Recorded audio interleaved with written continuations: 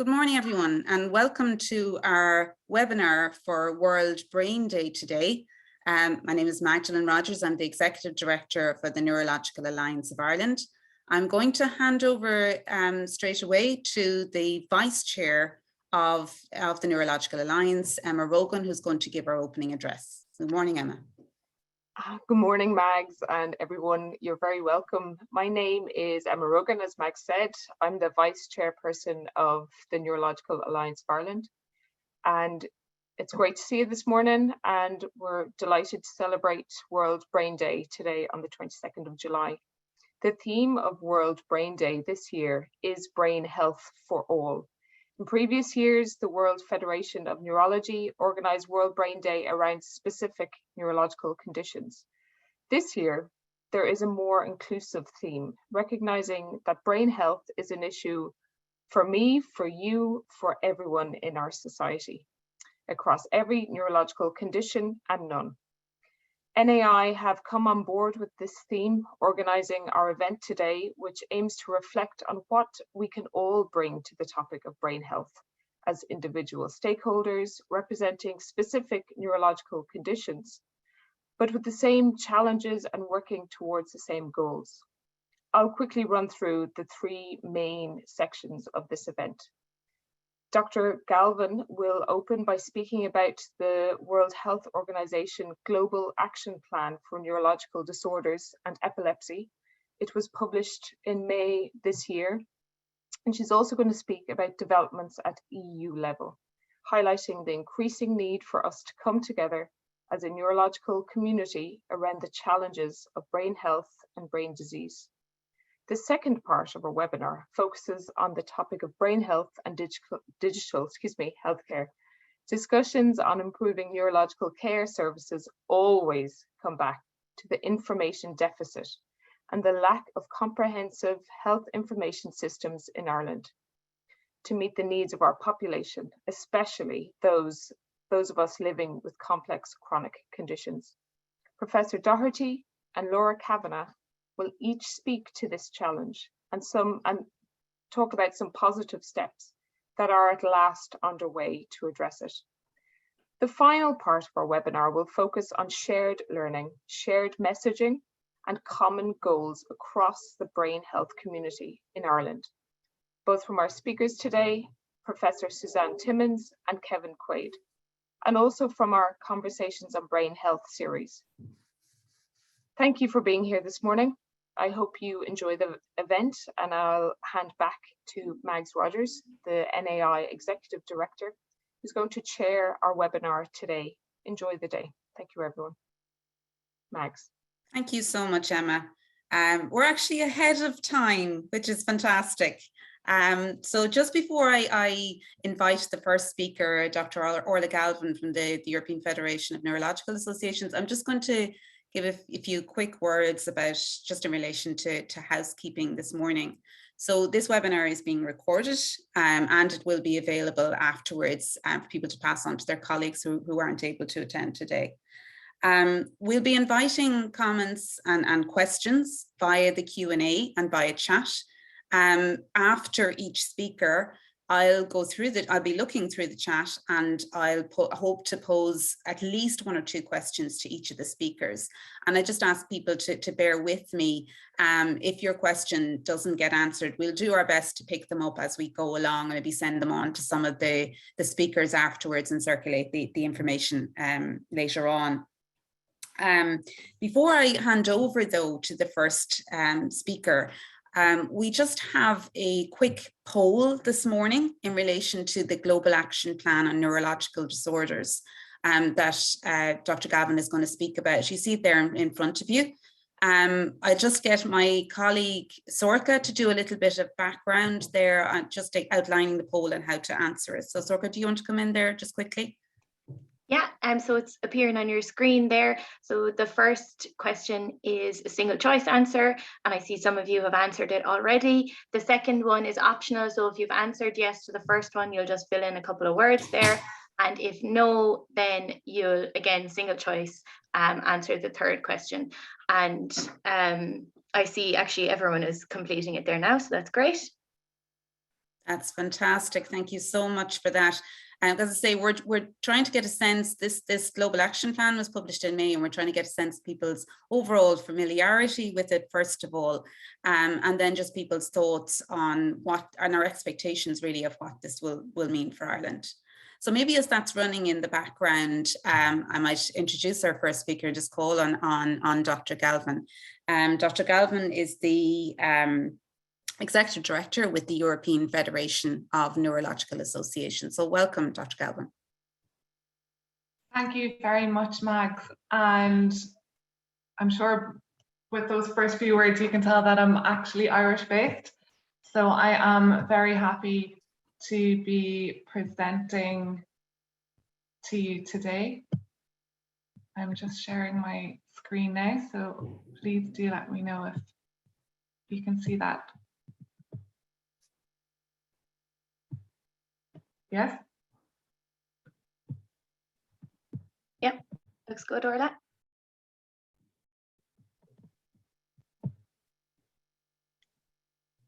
Just to say, Orla, we'll end that poll just a minute or two into your presentation, just so it's not distracting you there. Okay.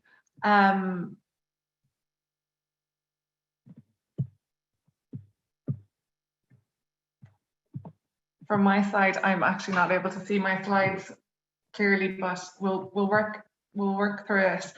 So thank you very much. Today, the topic that I'm going to discuss with you is how neurology is becoming a global health priority.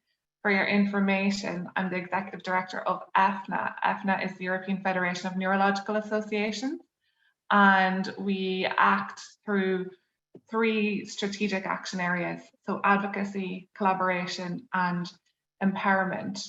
EFNA has been around for 21 years and has been serving as the patient voice in policy and advocacy actions across a broad spectrum of neurological disorders in Europe. In recent years, EFNA has taken this policy and advocacy initiative and drive to the global stage owing to necessity, because there was an absence at that level. And EFNA has been serving as the Secretariat for the One Neurology Global Partnership.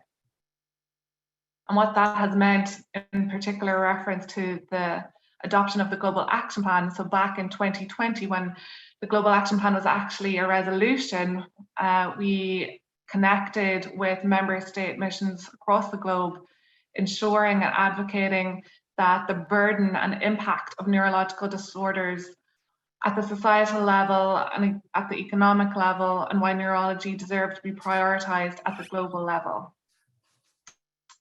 So today I'm going to set the scene of the global and European picture of policy and advocacy across neurological conditions.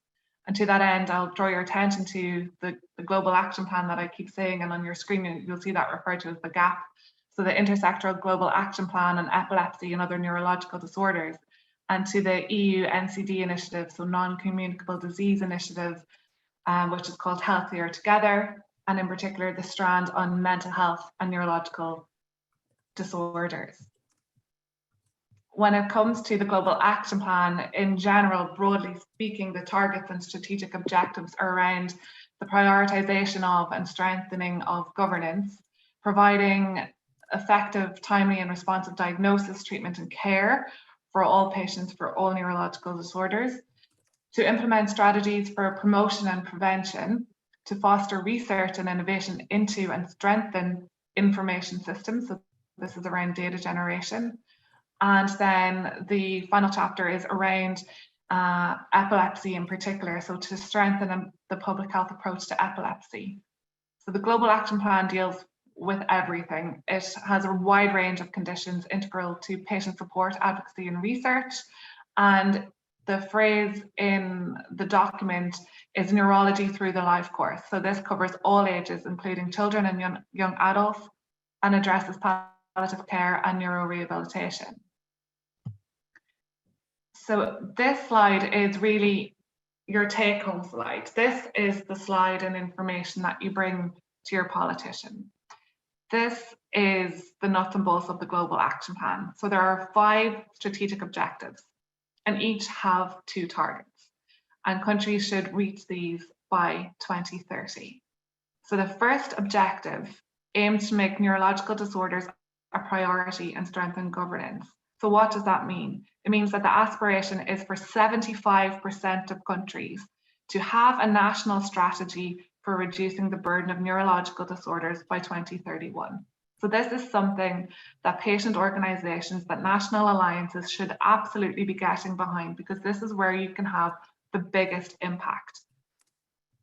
And for all countries, so 100%, to implement an awareness campaign to increase understanding of brain disorders and highlight issues such as prevention, the reduction of stigma and discrimination. And I can tell you that a survey by EFNA in 2020 indicated that those living with neurological disorders, 92% of people on their day-to-day lived with stigma, experienced stigma. The second objective, and again, patient organisations and national alliances can really get behind the second objective, is to provide information around the need for effective, timely and responsive diagnosis, treatment and care. So what is the target here is to achieve this objective. We need 75% of countries to include brain disorders as a universal healthcare benefit package. So to include that in their healthcare package, and that 80% of countries should provide essential medicines and basic technologies for management of brain disorders in primary care. The third objective is for 80% of countries to have an intersectoral programme for brain health promotion and prevention of brain disorders by 2031. So the idea here is to invest to protect. The fourth objective relates to research and information. And the goals here are for 80% of countries to collect data on a core set of indicators for brain disorders and for global research output to double by 2031 from the levels present in 2022. And the final strategic objective focuses on a public health approach to epilepsy as a model brain disorder. Countries should aim to increase service coverage for epilepsy by 50% from levels in 2021. And 80% of countries should enact legislation to protect people living with epilepsy against discrimination, and for example in the workplace, by 2031. So you may question why epilepsy is so profiled in this global action plan.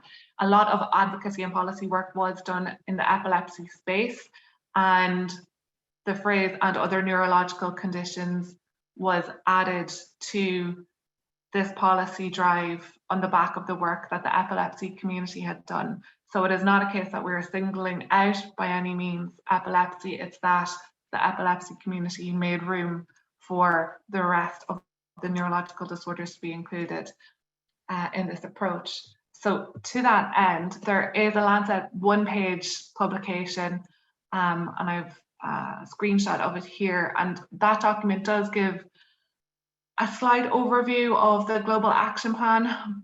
But what I would say is that it also does focus on epilepsy. So if epilepsy isn't your priority area, you might not feel that it is the most relevant to you.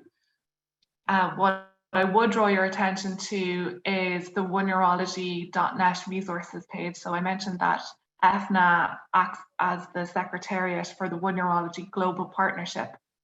And if you go onto that website and click into the resources page, there are a number of infographics there to assist you in identifying resources at the global level.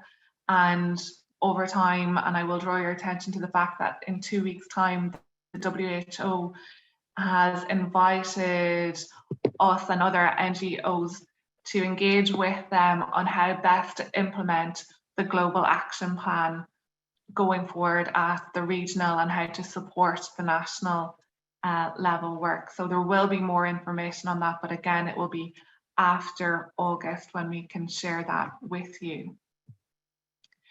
At the European level then, I'll draw your attention to the fact that neurological disorders have been reported to be the third leading cause of disability adjusted life years. They're also the third leading cause of death, making up for 11.5% of all deaths from non-communicable diseases in Europe. So importantly, this figure does not include stroke, and stroke was reclassified in 2018 as a neurological disorder.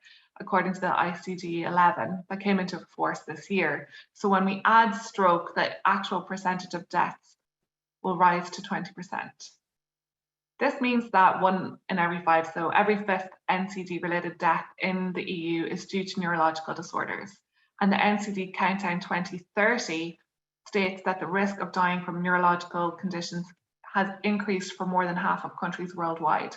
And this effectively makes them the fastest growing cause of death among all NCDs. And it's projected that by 2040, neurological disorders will see a further 50% increase in disability-adjusted life years. And for these reasons, neurological disorders have been included as one of the priority strands in the EU NCD initiative.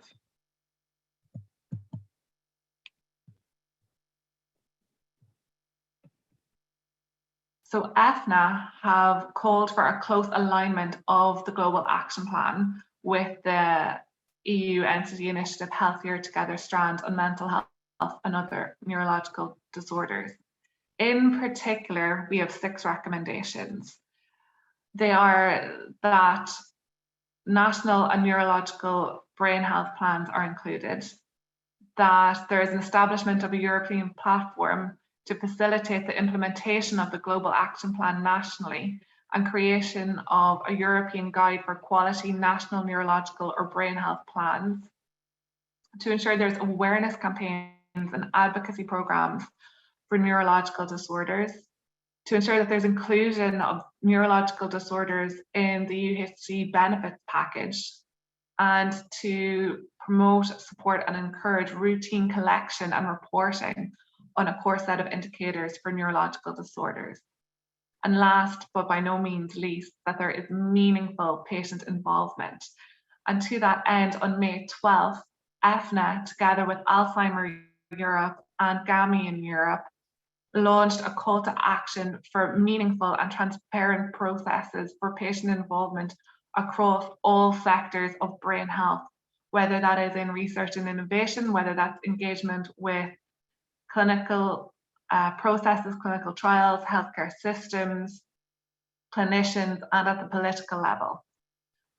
We are also seeking endorsement, meaningful endorsement of this call to action between now and mid-September. And from then on, we will be launching social media awareness campaigns around this need for improved patient and public involvement in all processes relating to brain health. So the Healthier Together EU Commission plan on NCDs and what it means for member countries like Ireland. This initiative is based around reducing the burden of non-communicable diseases. The EU has recognised that NCDs account for 80% of the disease burden in the EU and the majority of premature death. Not only do they diminish people's quality of life, affect life expectancy and create numerous challenges, both for those affected as well as their families, they also account for a significant amount of spending on national health budgets and non-health budgets as well, I would like to flag.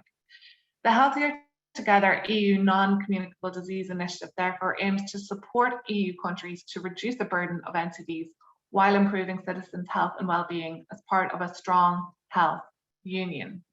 So what are these strands? So there are 5 strands.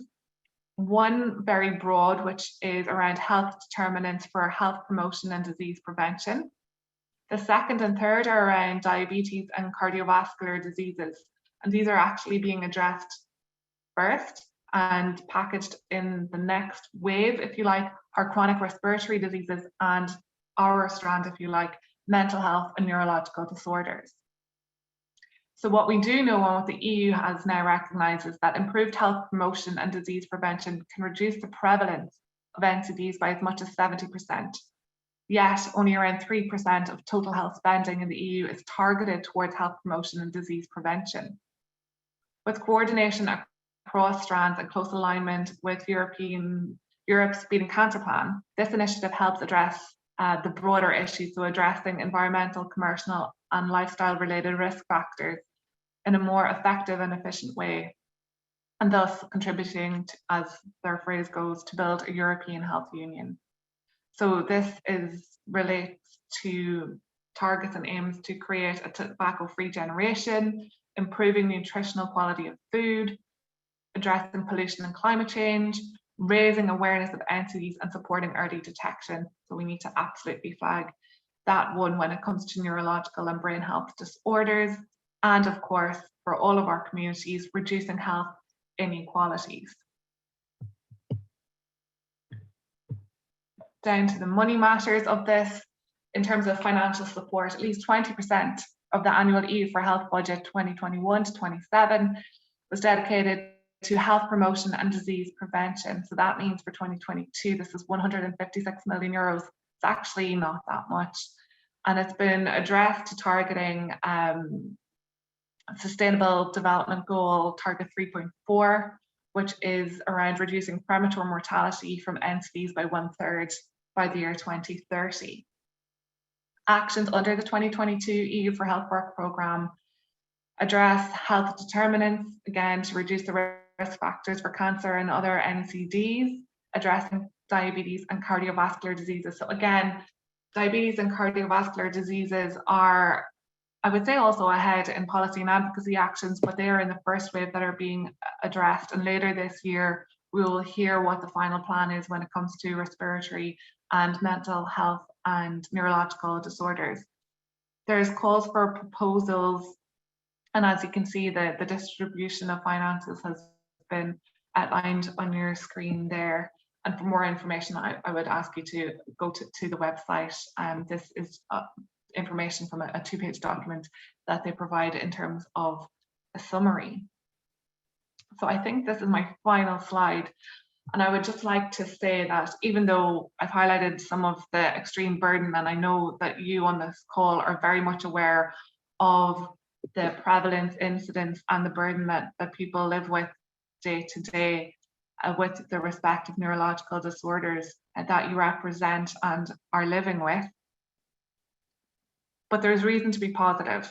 Never to date has the neurology or brain health community been in such a high priority area at the political level and at the policy level. And a conjunction of the NCD initiative with the Global Action Plan couldn't be timelier. The European community is now presented with a unique window of opportunity to provide an integrated and cross-sectorial response to neurological health. And investing in this holistic model can and will bring measurable health and economic gains to European countries. And personally, I hate always having to bring it back to the money side of things, but you need to address that to your politicians at the local level, because money talks and money makes action. And what we hope and aim for with the action that will come from all of these initiatives is that there would be a decrease in the incidence of neurological disorders, improved survival rates, reduced complications and disabilities, a lowering of treatment costs, and ultimately ensuring a better quality of life for all of those affected. And it is up to us and you on this call as patient and public advocates to support the implementation of these policies and these plans at regional and local level. And step one, and if I draw your mind back to the Global Action Plan, which is around creating awareness, is making sure that neurology is a public health priority and really present this data at the political level to the health ministers, to the Minister of Finance, those who are involved in social protection and welfare. There's a real opportunity now, and it is up to us to take this opportunity. So thank you for listening to this presentation today, and I wish you all a very healthy and happy World Brain Day. Thank you so much, Dr. Galvin, for that fantastic presentation. Certainly making it so clear to us that we're really at a very opportune and a momentous, not to overtalk it, but certainly a momentous time. And we just had in the Neurological Alliance, we had a letter published in the Irish Times this week, just drawing attention to the fact that the Global Action Plan had been published in May, and just, I suppose, contrasting that with where we are here in Ireland in terms of the prioritisation for many areas of neurological care. I'll just we had a very good question come in on the Q&A, if that's okay. I might just pose it to you on behalf of Eamon McPartlin. He's the chair of the Functional Neurological Disorders Hope Ireland Committee. And he just asks, a national neurological strategy is only as good as the funding provided by government. How will the Global Action Plan put pressure on government to provide adequate funding? And I think you addressed that in your closing comments, but just maybe if you want to comment on it there. Yeah, so one of the strategic objectives of the Global Action Plan is to promote further resources into research and innovation. And we, as patient advocates at the European level and also at the national level, should really be highlighting that to our politicians and our ministers.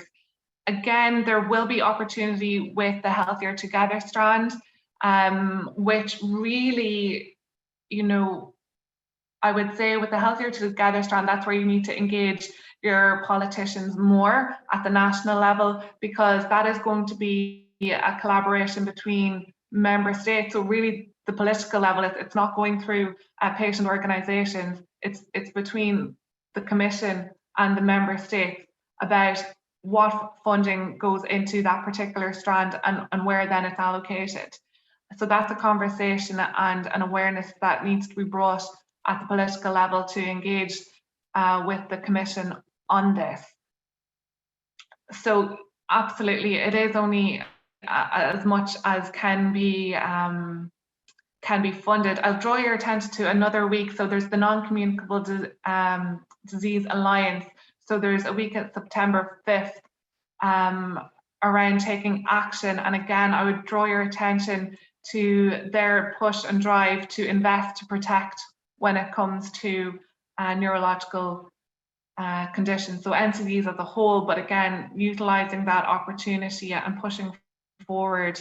The objective is around investing into research at that level as well.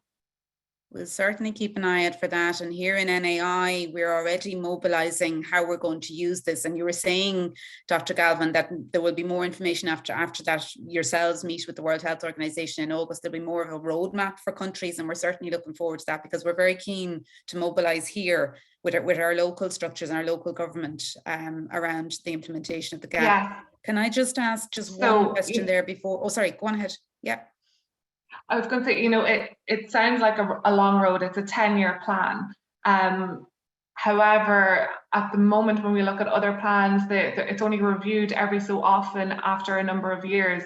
What we are pushing for through One Neurology is to make sure that there is an appropriate watchdog, if you like, at sub-regional level to ensure that countries are progressing through with the Global Action Plan in terms of meeting those targets, and that progress is made in a timely manner, and that it's not a case that 5 years pass and you know not very much has happened.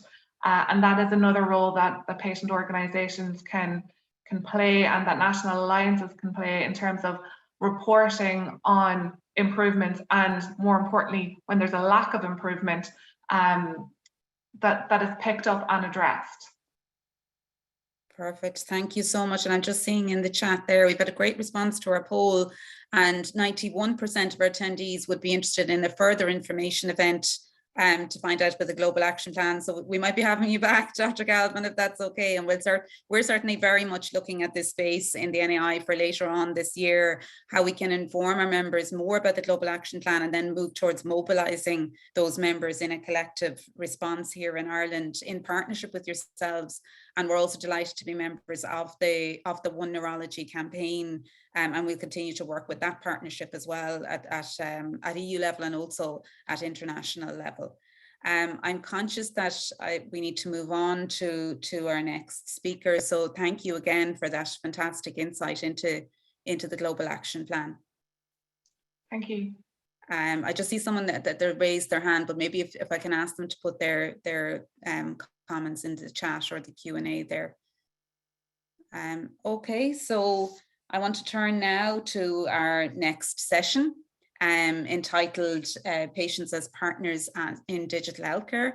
And I want to introduce Laura Kavanagh. She's the Research and Advocacy Manager, to speak about the issue of digital health and information, and hopefully bring us up to speed with some long-awaited progress in this area. I hope I'm not wrong there, Laura.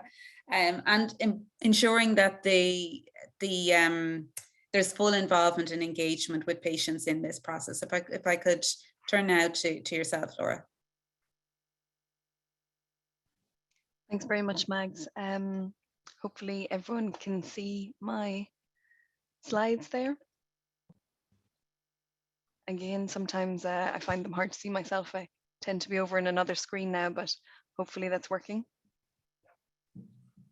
My name is Laura Kavanagh, as Mag says. I'm the Research and Advocacy Manager here at Advocacy. I've been in the role for about 8 years now. I don't actually come from a health background myself. I come from a human rights background, having worked with the UN and Council of Europe and different structures internationally for many years. But I find the more I get involved in this space and the more I speak on behalf of IPOSI, I think the emphasis is always on the individual and on the person, the citizen, the service user.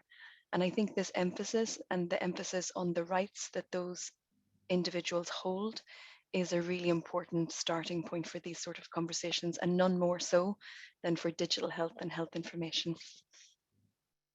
So I hope to take you through a couple of things, but first I'll just let you know a little bit more about IPOSI. We are a patient-led public-private partnership.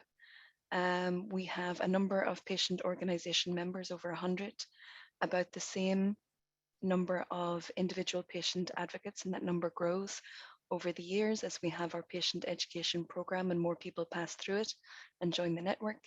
We have about 200 people from academia, scientists, researchers, and we have 22 healthcare companies. And together we engage in discussions digitally for the last couple of years due to COVID, but we've had a lot of discussion, especially last year. We held 3 digital discussions on digital health. So if anyone is particularly interested in this topic and wants to take a look at the recordings or the outputs from those discussions, they're on our website, www.iposi.ie. We're in the process of actually changing our website to be a little bit more navigable. So if anyone wants to contact me to obtain the documents, they're more than welcome to do so. We also tend to hold annual in-person conferences when we can. The last one we had in 2019 before COVID was on the electronic health record. And again, there's material from that if people are particularly interested in the topic. On an ongoing basis, we conduct training for patients and service users, for people who are interested in the health space, but also increasingly for people who are attached to companies or who are attached to universities, or even within the healthcare professional setting themselves. For patients, we offer training around the medicines research and development process, around clinical trials, medicines regulation, health technology assessment. There will be a course in 2023, so again, there are details on the website. In addition to training, we also prepare resources for our members, so for patient organization leaders, but also for patient organization members. So around digital health, we have a campaign for this year and the rest of the year and probably into next year, to be honest. And we'll be producing resources like fact sheets, which explain a little bit about what is an electronic record, why is it important, what is a portal, what is an individual health identifier. So these resources will be coming online towards the end of the year, and hopefully they will be useful for people to go and view and to share. We also build coalitions around issues that are important.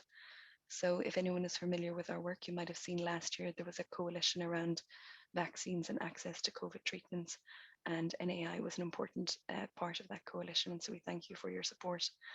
And this was to try and increase the prioritization for people with chronic and rare conditions for access to vaccines and treatments. So that's an example of our coalition building, so to say.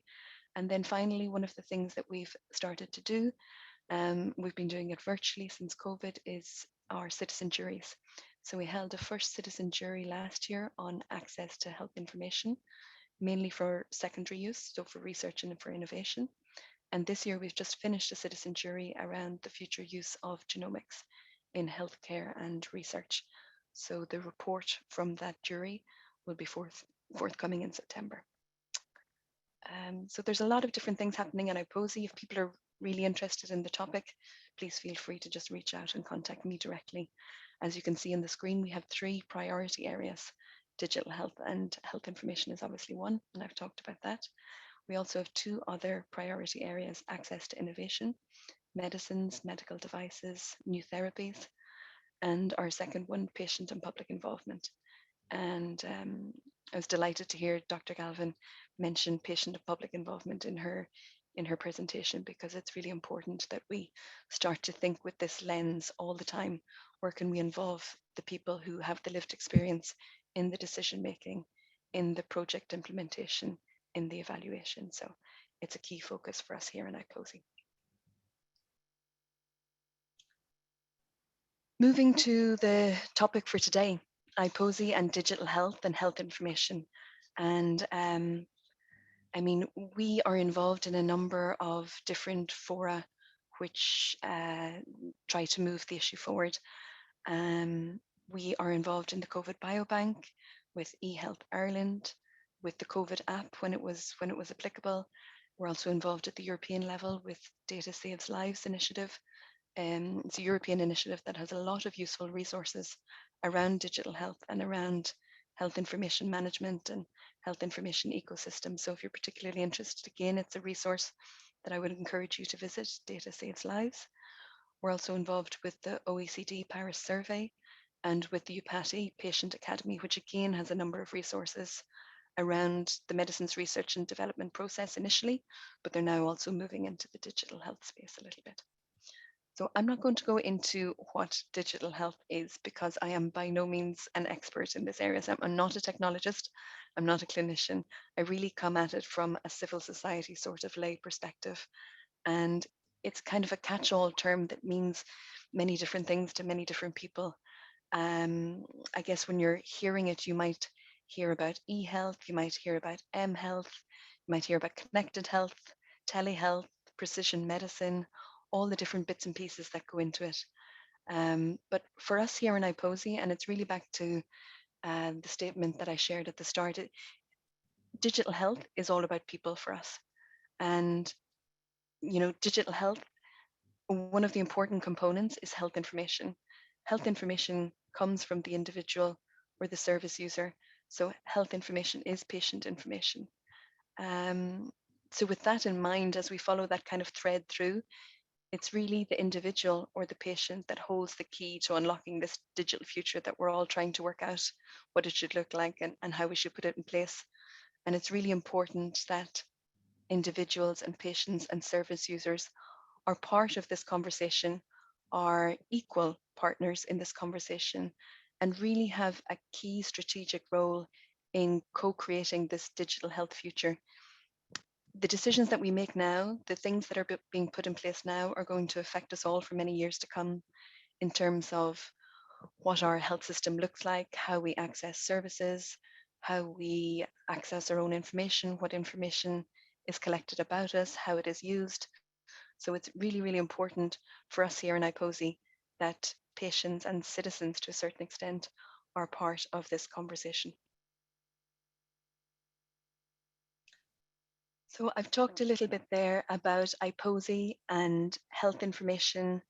And for us, health information must be collected and shared and used in a digital format. And I think, as Mag says, and as Emma mentioned in her opening remarks, there have been positive developments. Things are starting to move in the right direction. People really no longer defending paper records. There's very much willingness to move forward with a digital agenda. And there's a recognition of the challenge, and that this system needs to be put in place carefully, probably in a step-by-step process. We need to make sure that we are interoperable, able to share information nationally, but also able to share information globally with our European member states, but even further beyond. So there's a real recognition that we need to start to put in place this digital health information system. The second point on the screen, I think, is one where the ethical argument or the argument has been made in principle, but where we really need to make sure that this happens in practice. So health information must be readily accessible in full to the individual to whom it relates, i.e. to the patient or to the service user. I think this is still something that we really need to talk about. I'll share a little bit about the developments in the health information space, policy and regulation and legislation wise on the next screen. But I think this is a really key important principle that we need to bear in mind as we consider these issues. Health information must be accessible to the individual to whom it relates. I mentioned the citizen jury earlier on. It talked about access to health information for secondary purposes. So not using information for just your own care, but also using information to inform research or to inform innovation. And so it's our belief in IPOSI that we should try and see where possible, where appropriate, where the individual consents, that information can be used for both primary care amongst clinicians, but also for secondary purposes among researchers, among people involved in the innovation space. And I think that I've kind of mentioned the fourth one there, which is that health information should be shared and used on the basis of individual preferences. So what the individual consents to and what the individual understands that they're consenting to is really important here, especially in the health information space. So to share a little bit about the key developments, which is really probably the crux of what I wanted to talk about here today. Some of you may have seen in the media, probably a couple of months ago, an announcement that there will be a health information bill forthcoming. And the Department of Health have started to work on this process. They are in the process of drafting what they call the heads of bill, and these should be available by autumn of this year. IPOSI has just recently submitted some sort of high-level observations around patient needs and expectations around health information. We've submitted them to the Department of Health last week. I can share them with Mags, who may be able to share them with you after this meeting here today. And we hope to be able to engage with the department further as they put more meat around the bill, so to say. There's more detail available at the moment. It's very high level, but there should be more information forthcoming, and hopefully there should be more engagement. But I would encourage you all to take a look at our submission, but also to kind of take a look at some of the information that's on the Department of Health website, because it's going to be a really important piece of legislation which kind of dictates how we move forward again for the next 10 plus years. HIQA, obviously, the Health Information and Quality Authority, have a role in health information. We have sat in a number of their advisory groups over the last couple of years around consent, around patient summary care records, and the latest draft paper that should be coming from them at the end of August, I believe, beginning of September, is around the policy considerations for health information. And this will be reviewed carefully by the Department of Health as they prepare their bill. And I think they really have 4 policy considerations that they speak to. Fortunately, one of them is public engagement, and we're delighted to see that public engagement is really at the forefront of what HIQA considers to be one of the 4 key pillars for health information. But given that the bill is currently being drafted, it's really important that this engagement starts or continues or ramps up with earnest in the coming months and years ahead. The National Children's Hospital, obviously we'll all have heard a lot about this in the news. One of the components of a new children's hospital is a digital health information ecosystem. And so the National Children's Hospital will roll out an electronic health record. And as part of the record, there will be a portal where patients can log in and see their health information. Now, I guess work has started on the record. It's a 22-month project. It has to be done very quickly, relatively speaking, by the time the hospital opens in 2024. They have been engaging with IPOSI. They've also engaged with a number of other patient and public involvement structures that they have set up in the hospital over a number of years. And so there are patient voices feeding into this process, but it will be interesting to continue to follow how the record is being developed, but also, more importantly, what access patients will have to their own information. Will it be a summary care record, which is, very high level information, or will it be a full record of all the health information about an individual, which the institution keeps? So it will be interesting to see which avenue is pursued. The fourth point here, I guess, is around the e-health strategy. Now, the e-health strategy was produced first in 2013. It is obviously in need of revision, and it's in need of new energy, really, to be honest. And I think there is a recognition within the Department of Health and within the HSE that this needs to be done. And so efforts are afoot to revise this strategy before the end of the year. So I imagine that it times nicely with the Department of Health Information Bill. So work is ongoing, and there is due to be a public engagement around a draft strategy, probably in the autumn of this year. So again, it'll be something to keep on all of our radars as we see it coming forward. Sláintecare obviously has a very strong digital health, e-health, I think is the term that they use, component. I think I've written Objective 10 here, but I think it's actually now called Project 6. There's so many changes to the Sláintecare documentation, but I think it's called Project 6. And under that, you'll see there's the 2022 action plan. There's also an action plan for 2021-23. And you'll see they kind of detail some of the e-health projects that they are prioritizing to undertake during this period. Sláintecare originally talked about a national electronic health record. It now seems that there's going to be smaller sort of institution-led records set up and then maybe joined up at a later stage. So there's been a slight shift in that. Sláintecare also talked about a portal or citizen access to their information. It'll be interesting again to see what that actually looks like, especially as we will have the sort of pilot done by the National Children's Hospital. So I guess there's a lot happening at the national level. It's really important that the opportunities to engage with this agenda are taken. It's really important to push for more opportunities to be made available for the public to engage with these processes, because, as I said, the decisions that we take now will be the decisions that we live with for the foreseeable future.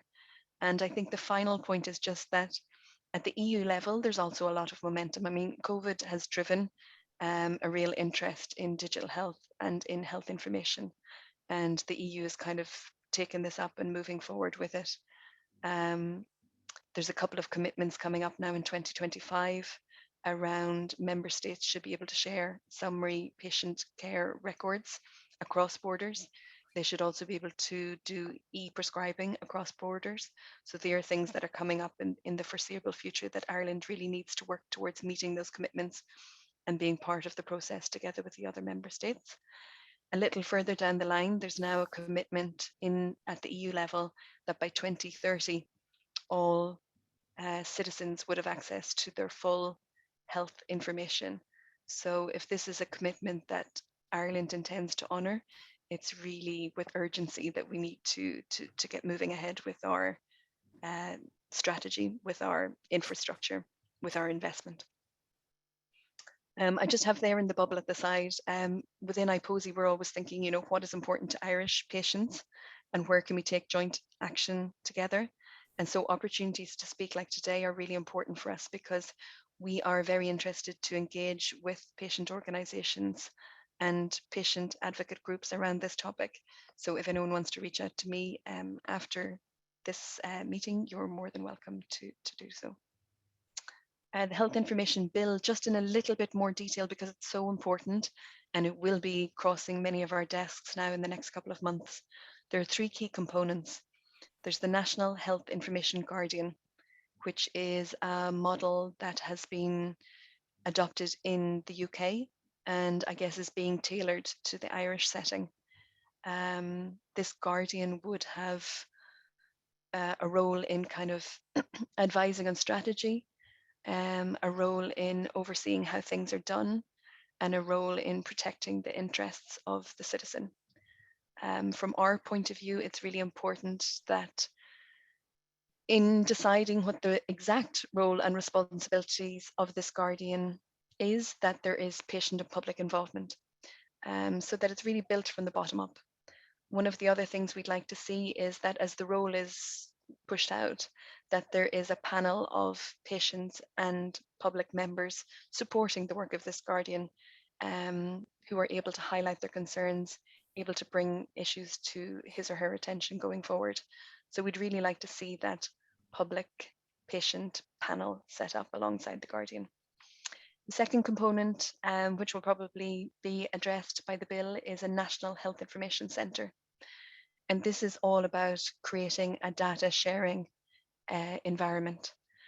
I think many people realized that GDPR was an important piece of legislation, but a difficult piece of legislation to interpret. And perhaps many member states have been cautious in its interpretation. And perhaps this has led to data which would have otherwise been shared no longer being shared. And we by no means do we want to see data being shared where it's not appropriate, but where it is appropriate, it's important to be able to facilitate this sharing and to be, for people who are doing the sharing to be confident that they're doing it in an appropriate and legal way.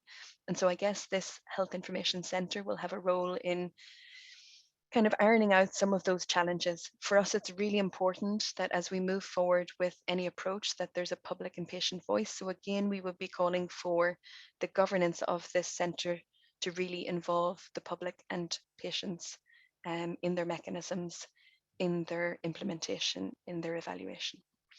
And then I think the last piece, which I've kind of already touched upon, so I won't spend too much more time on, is that the bill will address this rights package. As individuals, we have health information collected about us, but what are our rights when it comes to viewing it, editing it, carrying it with us, deleting it, sharing it? There's a lot of different rights that need to be attached to it, and often we've seen in the past when people talk about rights and health information, they talk about the right to privacy. They don't really talk about the right to view, the right to manage, the right to access, the right to edit, the right to amend. So we'd like to see a really comprehensive set of rights put forward in this bill, and we hope that the patient community supports us in doing so. I think I've talked a little bit already about what's happening at the EU level, so I'll move on here in the interest of time. And really, what can we do as patient organisation groups, as kind of a network of people who are interested in health information and digital health, and as individual patient advocates? Well, I think our experience from the citizen jury shows that people are not necessarily terribly aware of the ins and outs of arguments around health information or digital health, but when they're given a little bit of detail, they are very, very capable of taking up the issues and sharing their perspectives and their needs and their expectations. And so with this in mind, we're really interested to see as many people as possible getting behind this topic, sharing their views, sharing their perspectives. Here within IPOSI, we are certainly not scared of the different perspectives that exist out there around this topic. We welcome them. Part of the work that we do is trying to find consensus among different perspectives. So we are very interested in having conversations, in facilitating conversations, and in raising awareness around this topic. So we would encourage people to, attend any trainings that are available around digital health. We would also encourage people to engage with organisations like ourselves if they're particularly interested in the topic, if they think that there's a group of people who are interested in hearing about it further, to reach out to us, and we're happy again to come and speak at events like this about digital health and about health information. We'd like to see people kind of go back and tell a friend, you know, or tell 3 friends or tell 4 friends about what has been heard here today and about some of the issues that have been raised, because the more people hear about it, the more they realize that it really is something that's going to affect how health is done in the future, the business of health, so to say.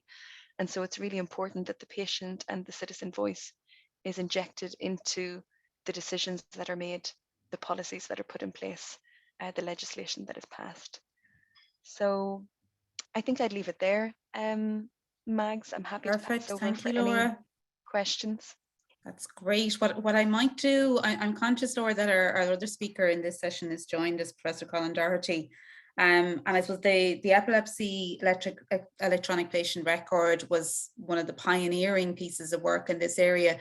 I think it'd be very interesting if I invite Professor Doherty to speak, and then maybe just take the questions together, if that's okay, because I think the two of you will share very interesting perspectives on this and what his view is of the current progress or lack of progress in this area. So Professor Doherty, could I invite you to address the audience at this stage?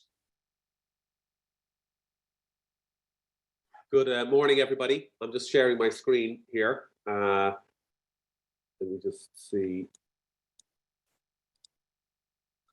Okay, so I guess I have about 15 minutes, Mags, is that right? Yeah, yeah. So you'll have to cut me off. Just do that with your hand. I can see you in the corner there if I have to stop. So this is not, that last talk was very interesting. I only caught the second half of it. I had a sense from the talk that there's a lot of work to do to get ourselves, our population, our citizens ready for the emergence of digital health. But I'm taking the perspective that that's not a given. It's not a given in our health system today that we are going to have a digital health program, not at least one that's comparable for a modern European economy.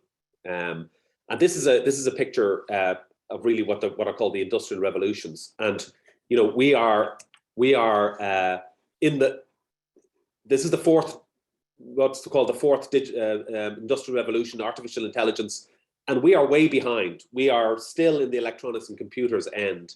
And that's true of medicine everywhere. And there are both good and bad reasons for that. Medicine is a conservative organization. It doesn't jump to innovations very, very easily. There are good reasons and bad reasons for that. But the bottom line is we are still mired in the early phase of computerization. Many of you will go to your doctor's offices, your specialists, and you will see them writing still in their notes pads. And you know, the idea that in their daily lives, these guys are going home and talking to their Alexa and their Apple Watch and their Siri, and everything they're doing is being driven by AI technology. You know what I mean? They go into their offices and they're taking out a paper chart.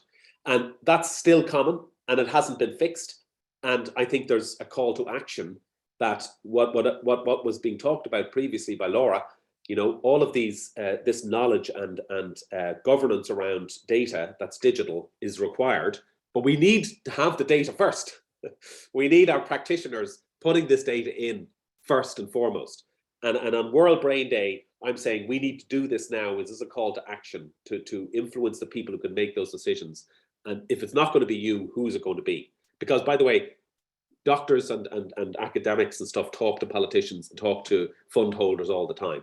But actually, it needs to be citizens. You know, when you deal with politics, you know that actually it's citizens of a much more powerful voice than professionals. That's just the way it is. So what's going on, and why is this so urgent? It's not just that the rest of Europe is going to be ahead of us and you know that sort of stuff. That's not it.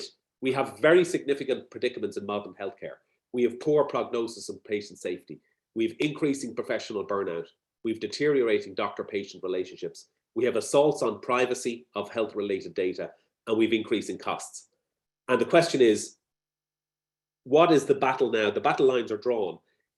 We have to be very clear that the promise of machines will help to improve these things.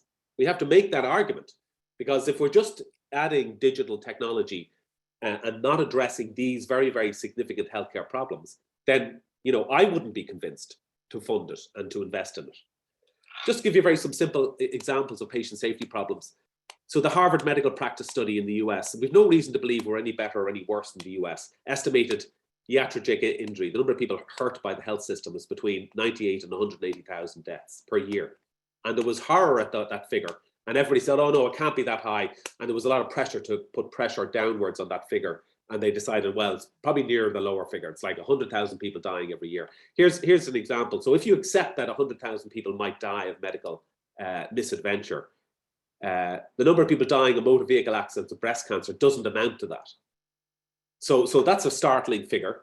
The total number of medical errors and deaths equals 3 jumbo jets crashing every day, right?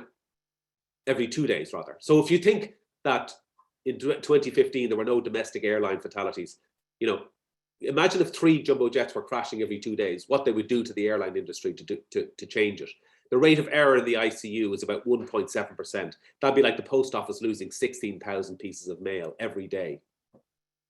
7,000 patients are dying every year because of sloppy handwriting. 7.5 million unnecessary medical and surgical procedures. More than half the US population has received unnecessary medical treatment.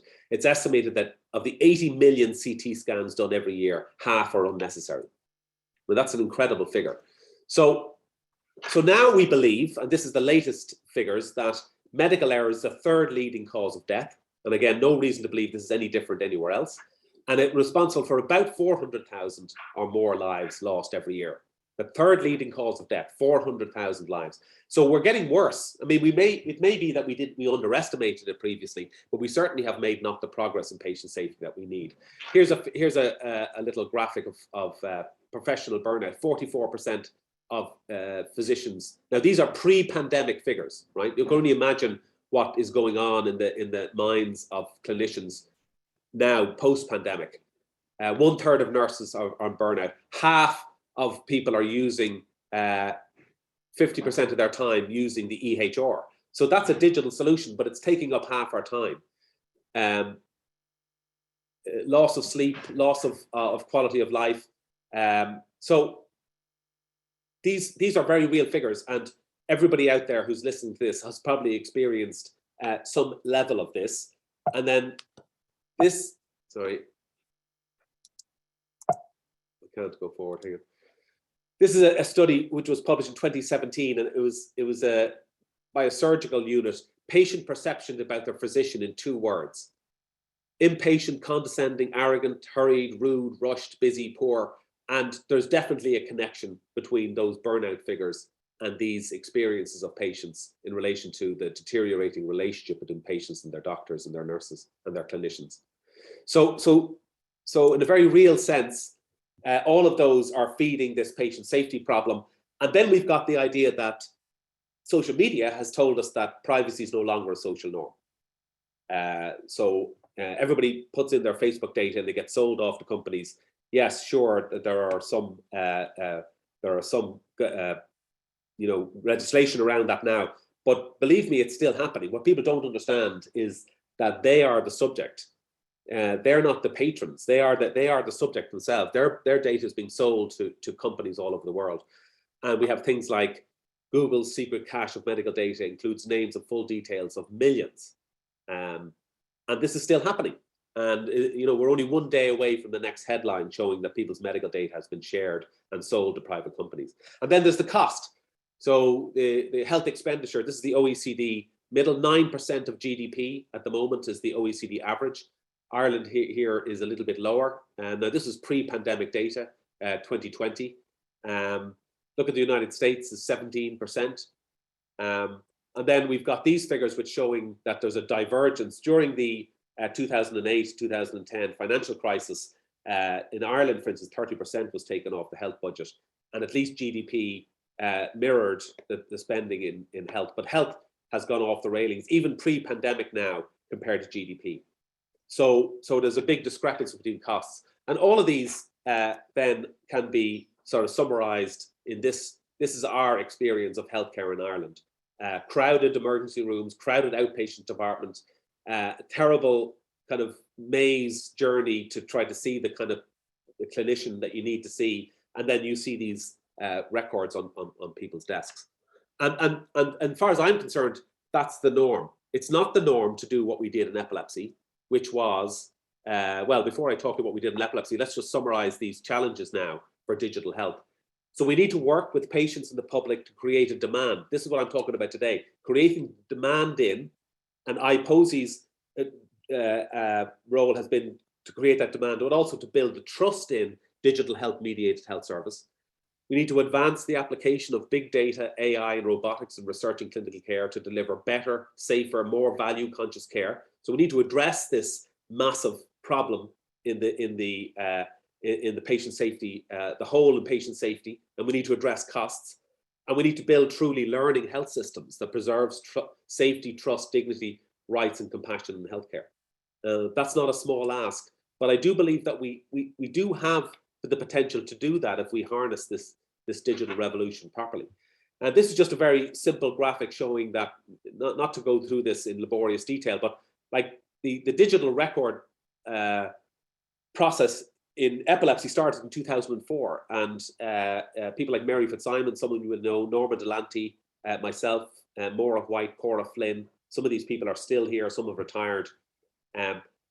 We started this idea that we were going to start to collect data from patients. Even in 2004, telling your friends at a dinner party, oh yeah, you know, we're going to collect patient data, we're going to put it on a computer so that it's shareable with the patient, with other doctors, people would laugh at you. That was 2004.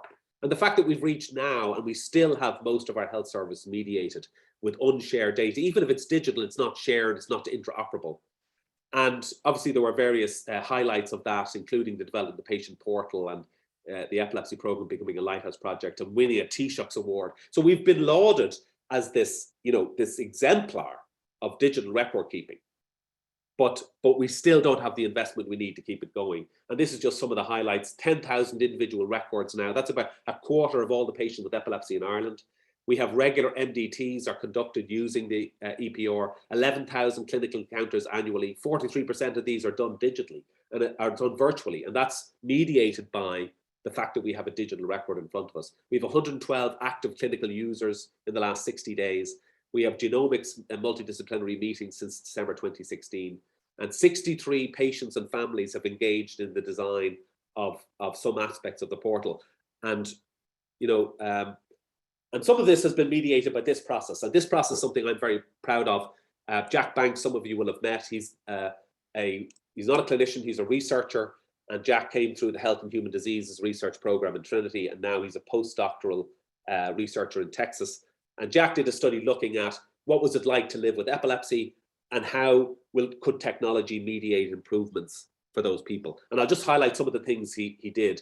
One thing that really strongly came out was the amount of difficulties people have with their memory, and that has a significant impact on one's life, but it also has a significant impact on the kind of technologies that might benefit you. Because if you're having trouble with your memory, then using some complex technology to mediate your care is a problem, and it needs to be taken into account in designing technologies. Maintaining employment, building a career is seen by people with epilepsy as nearly impossible. I mean, for clinicians and services that, you know, have as their goal to keep people independent with their epilepsy, this is a really big home truth.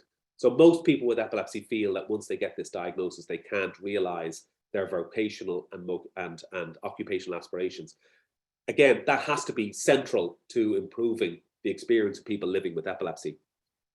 And the outcome of this engagement was that we generated lots of ideas about improving the experience of epilepsy self-management through e-health, and Jack has fed those back into publications and into the kind of work we do around technology. And all of that was coming from the patient, just in that idea of partnership.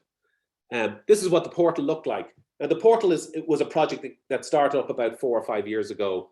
And as I said, 63 families and individuals were involved in the design of the portal. This is what the front page looks like. Now, what's interesting about this is we had no idea back in 2004 that we were going to be arriving at this point. Like, the epilepsy digital project has been a learning health system. We've begun to learn all the way through this process the kind of things people want from us. And the idea that people wanted access to their notes, they wanted to know what we were sharing with their GP, they wanted to be able to put in how they felt about it. They want to prepare for their visits to their doctor by answering certain questions. And that's where the portal came from. It came directly out of the engagement with patients. And you can see here that it's, you know, patients were allowed to put their goals in, prepare for their preparations, questionnaires about quality of life, and a summary of their epilepsy. And that whole thing was a very good example, I suppose, of this patient co-design process. And I've been working, as some of you know, and by the way, I know some of the people on this call were part of these. And so without naming people, I want to thank those people personally, because, you know, we've built the reputation of the digital record on the basis of co-design. It has become the success it has become because of the involvement of the patients. And working within FutureNeuro, you know, we've had various publications. This is our latest one, democratizing epilepsy care. And that word democratizing really came from Mary Fitzsimons, who wrote this paper with me and the other members of the eHealth group. And I think it's a great word, because it is about transparency and accountability and democracy. It's about all that. And of course, we know that we have all of these engagements through FutureNeuro across and through the clinical program across the various hospitals involved. And we do inform policy. And this was a report done by Brendan Walsh at the ESRI, Developments in Healthcare Information Systems in Ireland. And this is just one quote: the Irish National Epilepsy Electronic Record and the subsequent development of the electronic patient portal have facilitated changes in patient care pathways, improved patient-clinician contact, and engendered greater patient self-management. These structures provide Irish policymakers with a template for expanding an EHR to other patient populations, ultimately establish a national EHR. I mean, if it could be said in 50 words or less, that is the project we want. You know, getting a project done for people with epilepsy is important, but exporting that learning out to the wider community is really important. And this is what patient engagement has looked like now post-pandemic. And some of you will recognize yourselves on this. And FutureNeuro has been very great in expanding the idea of public patient engagement. And it's been really, really rewarding. And things that come out of that have been fed back into the core elements of the research strategy in FutureNeuro. So we know epilepsy, I mean, some of you don't, and some of the people on the call from all different walks of life, some have chronic illnesses, some don't. But in epilepsy terms, you know, this is the figures: 40,000 people with epilepsy, 15,000 poorly controlled, 7,000 people admitted to emergency rooms, 120 deaths at least per year, and 30,000 bed days. This is not a small problem in Ireland. And the strategic needs of investment in digital health for epilepsy are to continue to put downward pressure on those numbers. And we have very good numbers showing that we've done that, reducing the length of stay, which we've done, and ensuing a patient-centered quality of care. But the problem is that we haven't got a commitment to invest in it. Our platform is teetering on the brink of obsolescence, and we have not got an agreement. We've great friends in digital health like Martin Curley and his group, but we have no commitment yet from the government to continue to fund this. And like, if we've done everything that we've done, everything that we've done has been on the nose for the kind of things that I pose you have been asking: patient engagement, transparency, democratization of care, patient safety, improving, decreasing costs, improving the relationship with doctors and their reducing physician burnout. We've done all those things and we still can't. And if we can't get the investment from the government, when is it going to happen? Who's going to get it? Cost, technical, clinical challenges, difficult to scale. You know, all of these problems have been placed at our doorstep. And I think that we need your voice and the voices of the people on this on World Brain Day to make that happen. I'm going to stop there. Did I do okay time-wise? I did. You did indeed, Professor Doherty, and thank you so much for that. It's I had a feeling that was the situation, didn't realize the situation was quite so bad.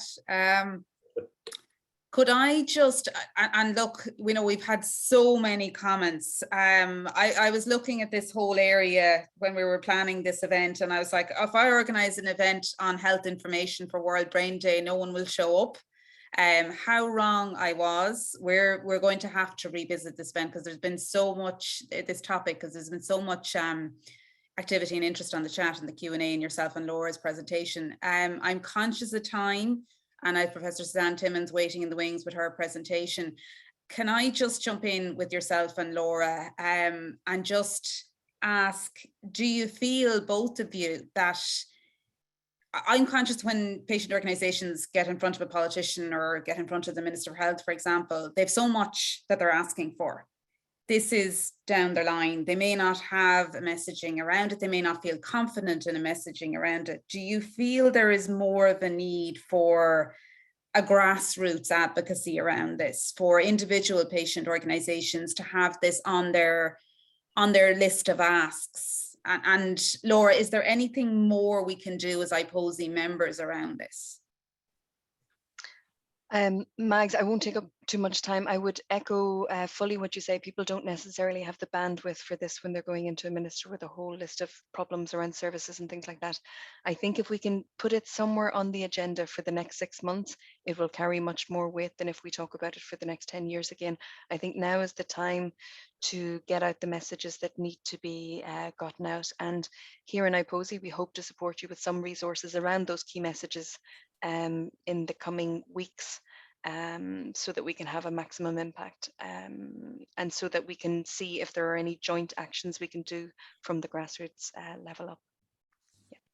Great, thank you, Laura, because I'm absolutely not shutting this down. We're going to revisit this, and Professor Doherty, thank you for coming in. Just be reassured that we've heard you. This is on our radar. We have a couple of opportunities coming up over the next while, so we'll certainly be highlighting this and the issue of the epilepsy EPR in particular, and the investment that's needed in that. So thank you to both of you.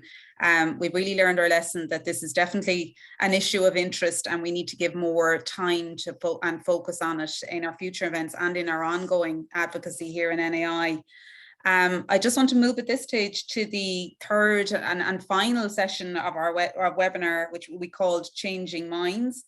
This is where we're looking across, I suppose, the landscape of neurological care in Ireland, and some of the learning that we can get when we look across to other disease areas, other patient organisations.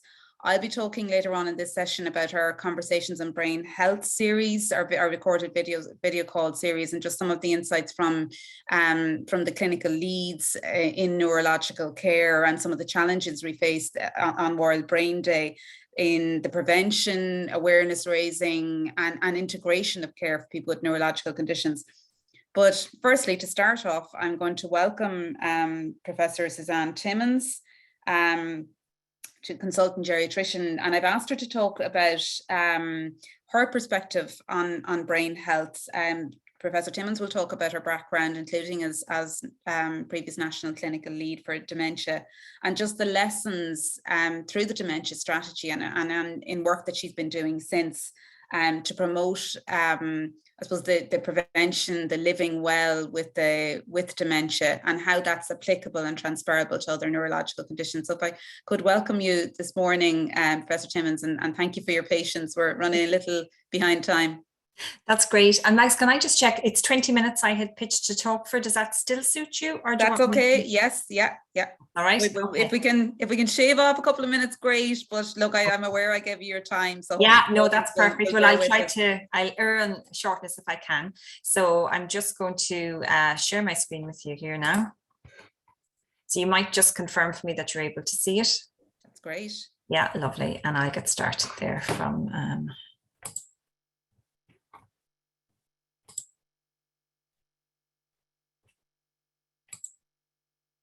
perfect. So listen, thanks a million for inviting me to talk today. And I am going to talk a little bit about brain health from the experience we've had within the National Dementia Office. So some of you will be familiar that the National Dementia Strategy was launched in 2014. And sorry, now I'm just going to, I'd love to shut this down. I'm not sure if you can see this black bar up the top that I'm seeing. But anyway, so it was launched in December 2014, and it would have had 6 pillars, and you'll see those yourself. Awareness and understanding was a big part of it, as well, of course, getting diagnosis and getting support. And I suppose in terms of how this was implemented, a National Dementia Office was set up in 2016, and it was really challenging because there was 35 different action points within the strategy, and all of them were important. And it covered right from public awareness, risk reduction, through to getting a diagnosis that was both timely and accurate, post-diagnostic treatments, personalized support for the person and for their family, palliative care and end-of-life care. So that's a huge remit when we think of the journey of a person with dementia, and also the fact that we were needing to interface a lot with the public. So, you know, years ago, people would say things like, if I thought I had dementia, I'd hide my symptoms from others, or it would kill, you know, families would say it would kill the person to get the diagnosis. And professionals would say things like, well, all dementia is the same. And of course, it's not. But we have seen some improvements. So every 2 years there's a campaign run with the public, asking people about, you know, their attitudes towards dementia. And in 2021, 91% of people felt that it was important to get a timely diagnosis, and only 9% would try to hide their symptoms. So definitely we've worked and improved people's awareness of dementia. It is important to get a diagnosis. Unfortunately, where we are still not so good at is labeling the type of dementia. So this is just one example of data from 900 cases of people with dementia in our acute hospitals in 2019. Only 50% had it written down what type of dementia did they have. And obviously it's really important, and Kevin will really allude to this in a few minutes, the difference between Alzheimer's dementia, Lewy body dementia, frontotemporal dementia. Like, we wouldn't brand everyone with cancer the same. If we were talking about a patient with multiple sclerosis, we talk about primary progressive, secondary progressive. If we were talking about seizures, we talk about the type of seizure a person had. So this is somewhere where we're now having to work on, is to promote people getting not just a diagnosis of dementia. That's where we were 10 years ago. Now it's that the type of dementia is also determined. And I'll tell you later why that's never been as important. And of course, the other thing that isn't tackled here is risk reduction. So, you know, we want people with dementia to be treated well and to have support, but of course, wherever possible, we want to reduce someone's risk of dementia. And this is something that's relevant for anyone with a neurological condition and the general public. So we set up a national dementia working group where I'm the chairperson of this, and this commenced, unfortunately, just before COVID. It was perfect timing. So the National Dementia Strategy had said that the HSE would implement public awareness and health promotion measures, and that when a person was being diagnosed, that, you know, risk factors for dementia like smoking and all would be actively managed as part of their care. So when we set up our working group, we set out a set of key targets, that we would first of all agree risk reduction messages. And this is actually really important. You know, people hear, you know, there's campaigns on about smoking, about watching, you know, careful alcohol intake. And it's really important that there's a common message. Imagine if one group said, in order not to have a stroke, you need to only drink, you know, 10 pints a week. And we said, no, it's 5 pints a week. You know, that small difference could really confuse a person. So the most important thing was that we linked in with agreed national messaging already about risk factors, and that we have a set of key risk reduction messages carefully worded, and we ask people to use them in the same way. The other really important thing was to integrate dementia risk reduction with everything else that was being done with health planning. So, you know, there's a lot of national clinical programs. We have health and well-being in the HSE. We have Healthy Ireland. These are all existing machines to promote health promotion. And we want dementia prevention to be just a part of that. So it was not kind of reinventing the wheel, but leveraging existing resources. Another really important thing was to make sure that our diagnostic and post-diagnostic services were including risk factor reduction. So honestly, historically, we might have said to somebody, look, the good news is you don't have dementia, you only have mild cognitive impairment, or actually we think your cognition is normal. Out you go, isn't this a great day? Whereas now we are saying the fact that person presented as worried about their memory flags them up at being higher risk, and they are really open and listening to risk reduction at that time. So maybe this is the nudge they need to now stop smoking. So we've embedded, and I can tell you that all new memory assessment and support services have an advanced nurse practitioner just for risk reduction. So it's going to become much more part of what we do. Another thing that we haven't got to yet is targeting people at high risk of dementia who are hard to reach, so say members of the travelling community. And what we're still in the middle of working on is targeting healthcare professionals, but we have developed a set of messages for them and we have disseminated it to a degree, but this is a work in progress and probably would never end because there's always new staff coming out. And I suppose the good news is up to now we've been a working group of people from all the different programs and people giving up time to try to work on this, and we now have we secured funding for a project officer, so someone with dedicated time to drive this forward. So I hope we're going to do even more over the next few years. I suppose I've been talking about preventing and delaying dementia, and it would be nice to just spell out what are we talking about. And I'm going to introduce you to two terms you may not have heard of before. It's brain reserve and cognitive reserve. So brain reserve here is talking about structurally how healthy is your brain.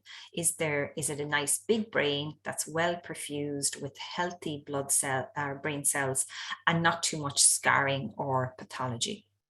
And obviously a lot of you from your disease groups will be dealing with people who don't have a healthy brain. Cognitive reserve is the ability of your brain to still be able to function normal cognitively, even though there is pathology building up.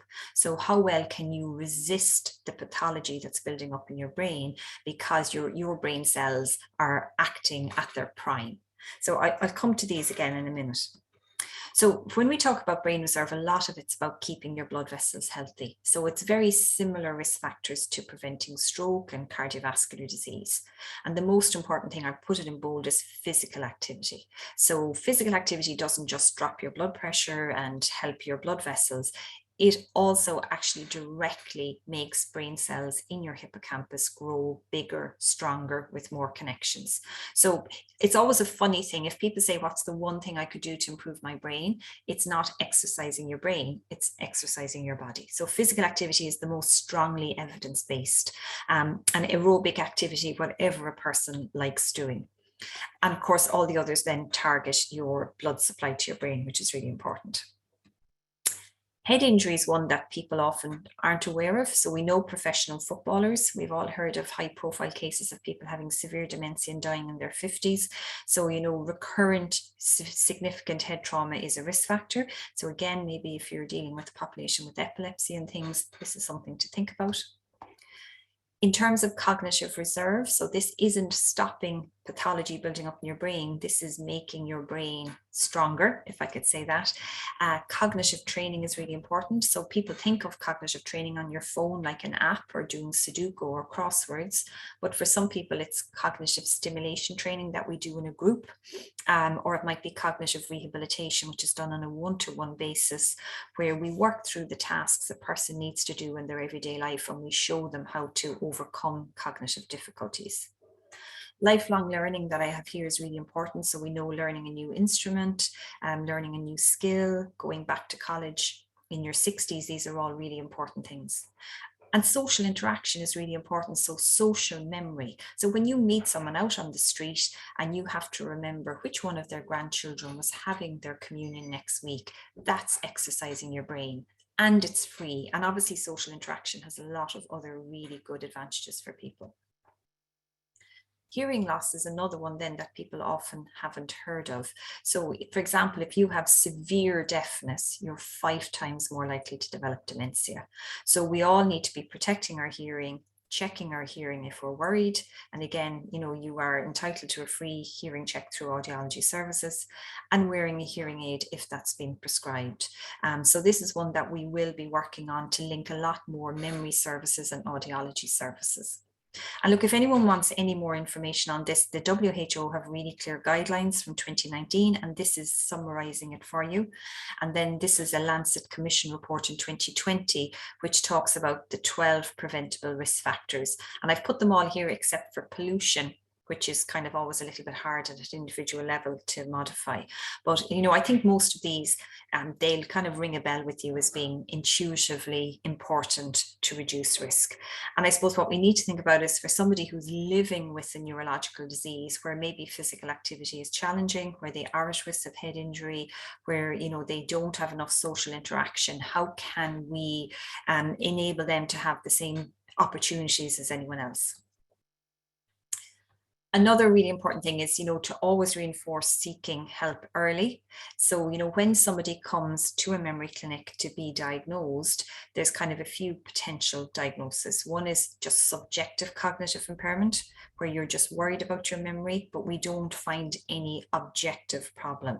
And this is a really great opportunity for risk factor modification and reassurance, of course. Some people have mild cognitive impairment where we do detect cognitive abnormalities, but they're not interfering with the person's life yet. Again, risk factor modification and cognitive therapy is very important here. And then some people are diagnosed with dementia. And here again, we mustn't forget risk factor modification and cognitive therapy, but we often introduce medications here. And again, we need to know the dementia type to be able to give the right meds. So these are our three cornerstones of treatment: risk factor modification, therapy, and meds. And I suppose historically we've been all over here, and it's only more recently we have funding to be able to work more here. And of course, information, emotional support, and practical support. And for a lot of people, this is even more important. For someone who isn't unfortunately suitable for medications, this is still very important. And I suppose years ago, that's where the talk would have ended. But, we know that in recent years, it's getting much more exciting in terms of what we can offer for a person with dementia. So just in case you haven't heard of it, there is a new drug which is already available in America. It's licensed there as Aduhelm, and it's basically antibodies that help your brain clear amyloid. There's two proteins built up in Alzheimer's disease, amyloid and tau, and this clears one of them. So this is people without any treatment, and the red is bad. The red is amyloid built up in their brain. And this is someone not treated. This is someone treated with low dose, higher dose, high dose. And you can see when you get to high doses, you more or less clear the amyloid. So this is already licensed in America. Unfortunately, it wasn't licensed in Europe recently. They need more evidence. While it's clearly clearing the amyloid, they weren't convinced that that was translating into an effect on people's functioning. So watch this space. There's a lot of what we call these neuroprotective drugs or disease modifying drugs available.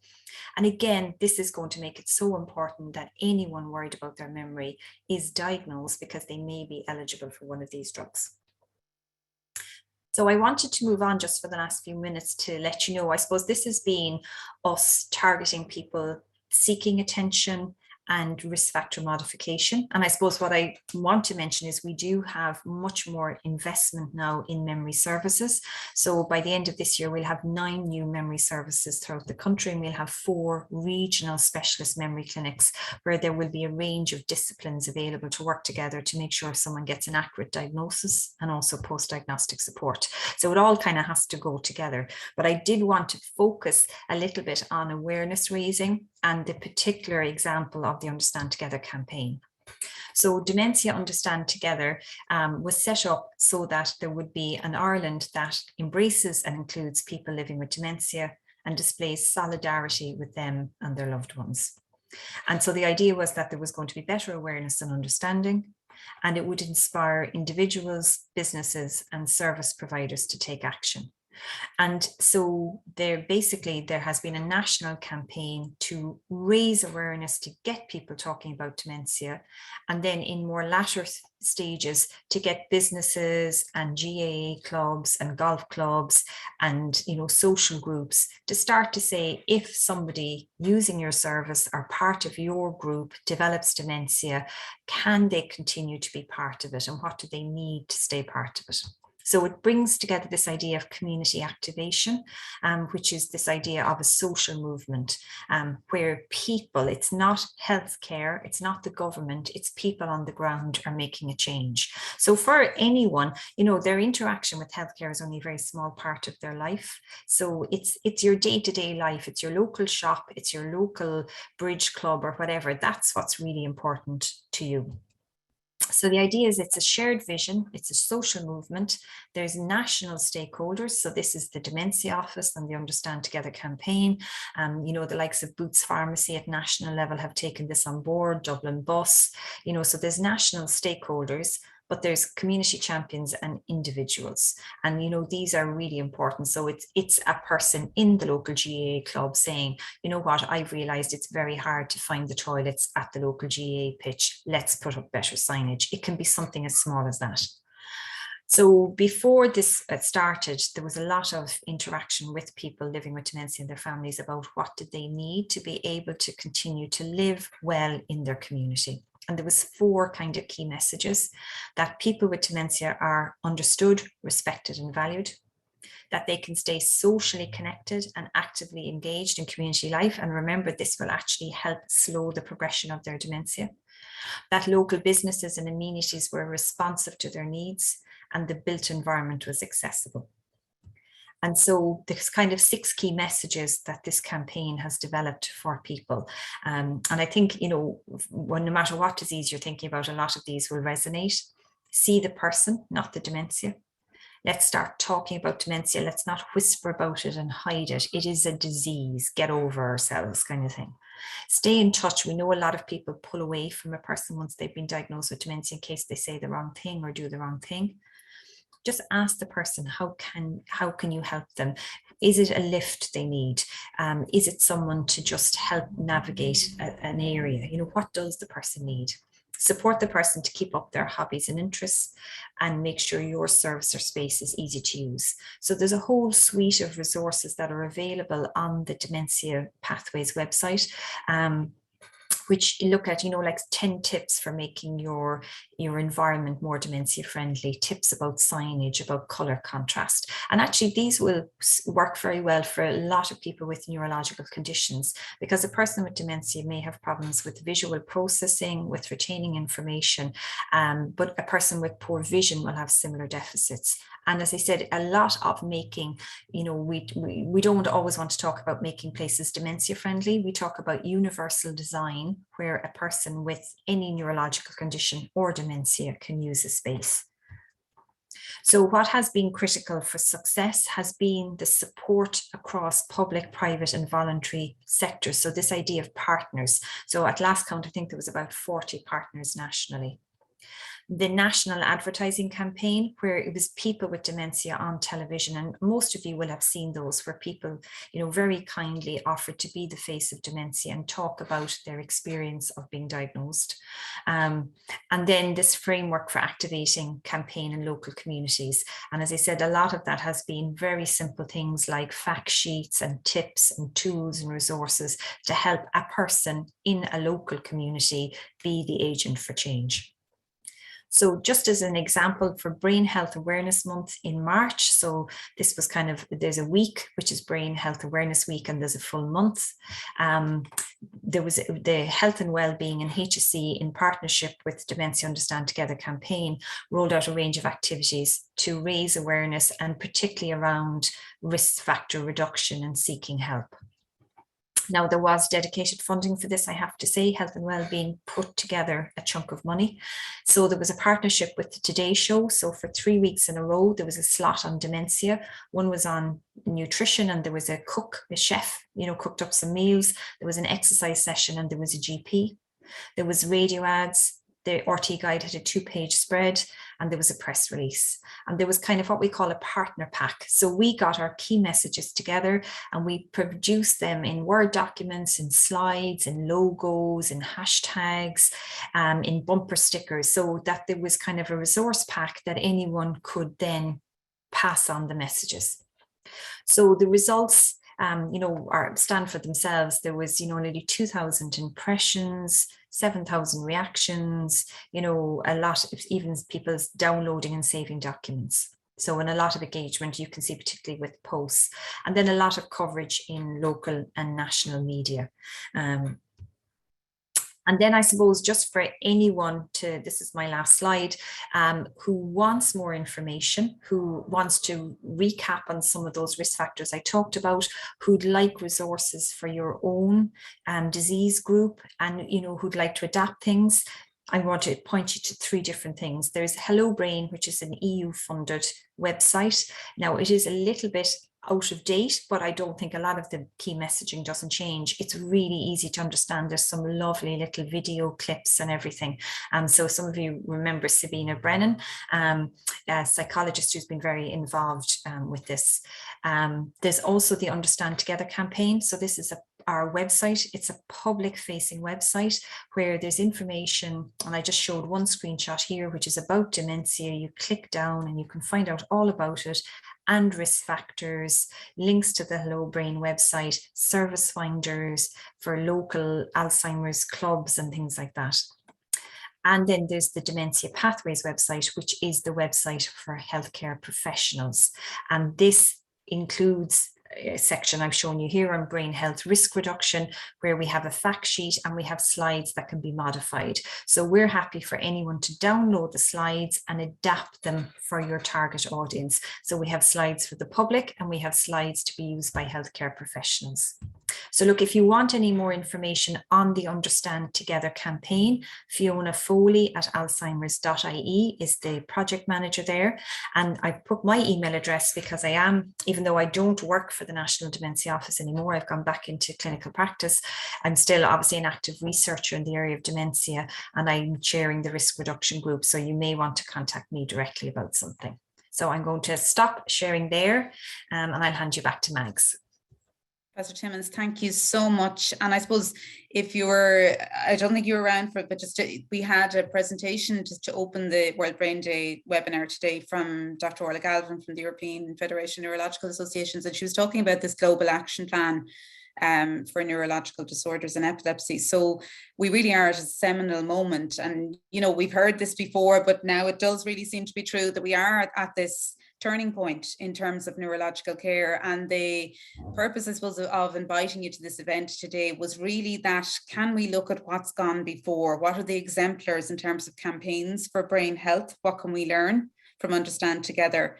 Some of the tools and techniques, and you've shown there how this, you know, the risk reduction piece, the messaging, getting the messaging out there, I suppose it offers a lot, it offers a roadmap to a lot of organizations. We could be there for other neurological conditions, you know, in terms of raising that awareness and using what's been learned in the dementia campaign to raise awareness across neurological conditions. And also that all of the things that you've talked about, just to emphasize that, all the things you've talked about in terms of risk reduction for dementia, a lot of them would apply across neurological conditions as well. I want to bring in our final speaker today, Kevin Quaid, who's the chair of the Irish Dementia Working Group supported by the Alzheimer's Society of Ireland. And Kevin, I know you're going to speak about your own perspectives on brain health, and that's speaking to what works for you, what has worked for you, sharing that message that this can work for people with a range of neurological conditions as well. And also the experience that you've had working with the Alzheimer's Society, there's learning there for other organizations around including the voice of the person with condition. So I'll hand over to you and thank Professor Timmons again. Thanks a million. Hi everyone, it's great to be here. My name is Kevin Quaid and I'm 58 years of age. I was diagnosed with Parkinson's at the age of 53, and shortly after that I was diagnosed with Lewy body dementia. After my neurologist recommended that I have a DAT scan, that's capital D, small a, capital T scan. It was pretty much the final straw, as all other scans and tests were not showing up any form or any type of dementia, or indeed what was wrong. I have since learned how vitally important it is to get a proper diagnosis of the type of dementia, or indeed any disease, because for me, when you know what you are facing, your brain is better able to cope. That is why I believe it is wrong for a person to be told that they have a touch of dementia, or they have a dementia. To me, that's not a diagnosis. And it leaves people wondering, what is wrong with me? What type of dementia do I have? Or what type of cancer do I have? If you're told to just have cancer, what type is it? And how can you treat me if you don't know what type? Have I Alzheimer's? Have I Lewy bodies? How can you treat me? It took a couple of months for the diagnosis to sink in, as it does with anyone who was given any type of disease. But at least we knew what we were dealing with. And when I say we, I mean my wife, Helena, who is now my carer, my family and myself. So how have the last 5 or 6 years been on my brain? Well, about 8 to 10 weeks ago, I went to visit my neurologist for one of my regular meetings. However, this meeting was different because it was our first face-to-face meeting since the start of the pandemic. And even though my brain disease is both progressive and incurable and is progressing, she told me that she has seen people who are the same age as me, who are older than me, and whose disease is progressing, in some cases at an alarming rate. And she thought that I would be in that bracket of an alarming rate of progression.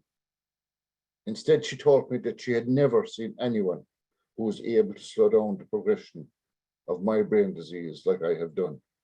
She was actually amazed. And instead of telling me how it had happened, she asked me how I was doing it.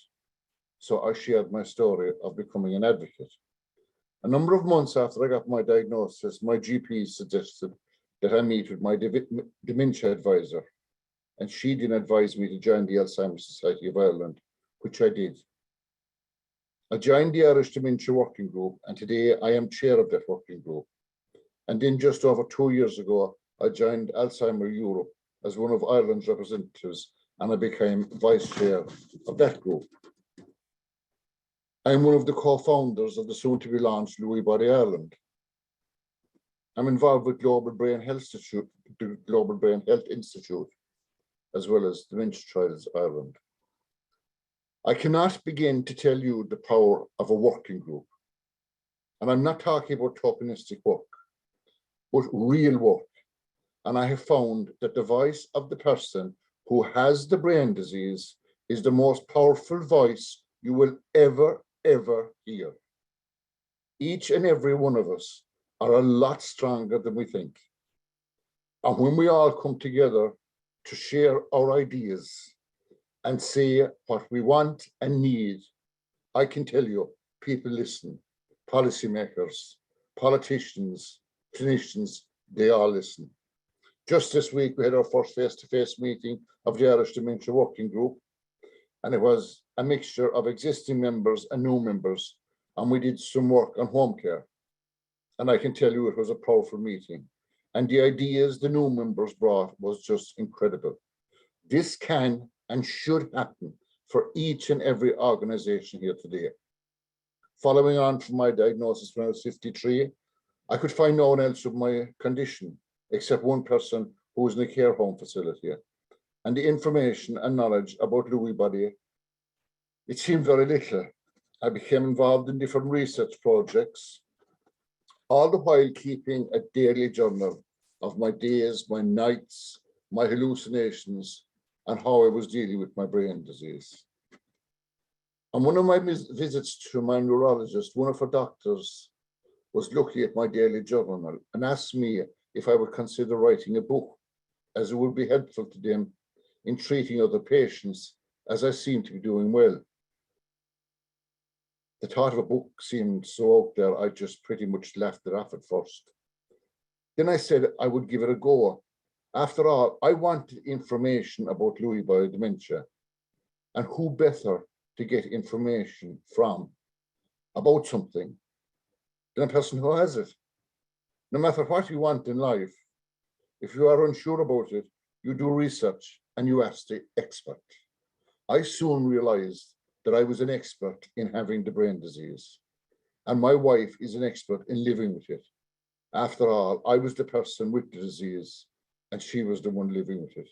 So just over 4 years ago, I wrote my first book called Lewy Body Dementia, Survival and Me. Little did I know at the time, but I had become one of the first people in the world to write a book about my brain disease from the patient's point of view. The book lets you know who I am, what led to my diagnosis, some of the possible causes, and how we dealt with it as a family. I recently launched my second book called I Am Kevin, Not Louis. And this book is not just about my disease. It's about cancer. It's about Alzheimer's. It's about multiple systems atrophy. It's about Lewy body dementia. And what can be achieved after being given a diagnosis of pretty much any disease. I have not or will never let my disease define me. Something else that I have learned from the working group of the Alzheimer's Society of Ireland. Yes, certain areas of my life have changed. I can no longer drive, but I never have to walk anywhere. I can no longer do the work that I used to do, but now my time is taken up with advocacy work, research, public speaking, as well as writing for 3 newspapers. I am not telling you this to impress you. I'm telling you this to impress upon you the absolute necessity of keeping your brain active and your voice heard. I get up 4 or 5 mornings a week and I get ready for my volunteer work as an advocate. I have a little office right here behind me. It's in part of what used to be my workshop. And it's there I go to my new job, a job that I love, my advocacy work. Most of us tend to think about brain health as something that is preventative. I must keep my brain healthy so I don't get a brain disease. And that is important. But it is also important for those of us living with a brain disease that we do not give up. We can look after our brains too. I have surrounded myself with wonderful friends and some wonderful family members. And that's another thing that may change when you get a diagnosis. Family may distance themselves from you. Friends may change. But remember, whatever brain disease it is not your fault. I want to say this morning that everyone's disease will progress at different rates. Even if you take every step to maintain your brain health, it might not be enough.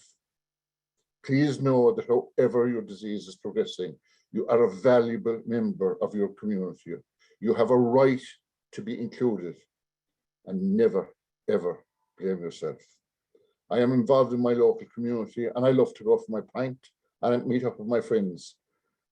And when I do that, I am Kevin Quaid, the person, not Kevin Quaid who has a brain disease. I am a strong person, stronger than I ever imagined. And so are you. And don't be afraid to use your voice. I want to finish by telling you a story of a friend of mine who was given a diagnosis of young onset dementia, Alzheimer's, in February 2019. She was told to give up work, stop driving and get her own prayers and orders. She was in her early 50s. She was obviously devastated, not only because of her diagnosis, but she had teenage children. But she didn't give up. She joined our working group. And today, over 2.5 years later, she is driving, and each time she has to do the mandatory driving test, she passes with flying colours. She's a brilliant artist. And last year designed the Christmas cards for the Alzheimer's Society. And she is one of the strongest voices in our group, and a great leader and a great ambassador. I am thrilled today that I heard PPI mentioned. It's called patient public involvement. And I know we can't change the world and change words. I am not a patient this morning. I am a person with a brain disease. I am a patient when I sit in front of my doctor on my GP clinic. And any person here with a brain disease that are here this morning, you're not patients this morning, you're people with a brain disease. My final message is to try your best to look after your brain, and that each and every one of you are a strong, wonderful, and unique person. Thanks. Thank you so much, Kevin. I can understand why you've written books. You're incredibly eloquent. And thank you so much for that, because when I was speaking to you about this presentation today, what I was asking yourself and Professor Timmons to do was to use the example of what you've learned through dementia to speak to other neurological conditions, so to speak to organizations about including the person with the condition and how they can effectively do that and how important it is. And I was also asking you to speak to people living with other neurological conditions around the importance of that brain health messaging, that no matter what your condition, that the brain health messaging applies to you, living well with the condition. I think you've shown yourself your attitude, you know, that even whatever your condition, whatever your diagnosis, as you say, there is so much of a life to live around that. And I think it's the support that's available from the Alzheimer's Society of Ireland. You've said how important that is, but also your own drive and determination as well. So thank you so much for sharing that with us today. Thank you. So how do I follow that, folks? I suppose I'm going to try my best. I'm very conscious it's been such a wide-ranging event. It just feels like the last 2 hours have absolutely flown. And there's been so many different perspectives. And we did that deliberately with this event. We were trying to pull so much together. And I'm just conscious we spend so much of the year in our own organizations and our own, which is needed in our own silos. And things like World Brain Day or Brain Awareness Week, as Professor Timmons has said, they do provide us with that opportunity to, I suppose, step out of our own space and look across to other organizations, see what they're doing, look across the entire landscape of health, as we've done today with IPOSI and Professor Doherty's presentations. You know, what outside neurology impacts on us? What do we need to be aware of and advocating for? I'm just going to share a few quick, that's not coming up for me. I was just hoping to share a few quick slides, but I'm actually just going to talk through them instead. Just around our conversations on brain health series. We asked a group of clinical leads, I suppose, for messaging around brain health. So we asked the clinical lead for stroke, Professor Ronan Collins, the clinical lead for neurology, Professor Orla, and we also asked Brian Orla, the executive director of the Global Brain Health Institute that Kevin mentioned in his presentation. Apologies that I don't just have them here at the moment. Oh great, I think Sorka's stepping in for me there. Are you, Sorka? Yep, they're there. Great, thank you. I'm not seeing anything there now unless. Yeah.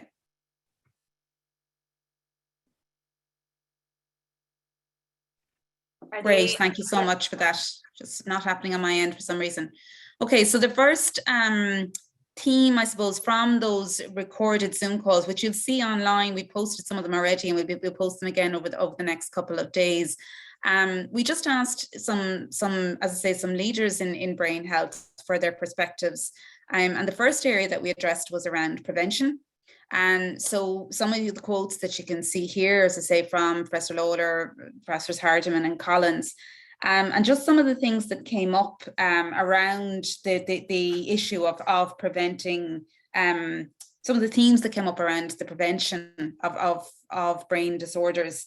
One of the things that came through in each of the videos that you can listen back to online is that theme of equity in brain health. And Professor Timmons addressed it as well in her presentation, that we need to be speaking to everyone, including marginalized groups, but we also need to be speaking to people who already have a neurological condition, that brain health messaging also applies to them.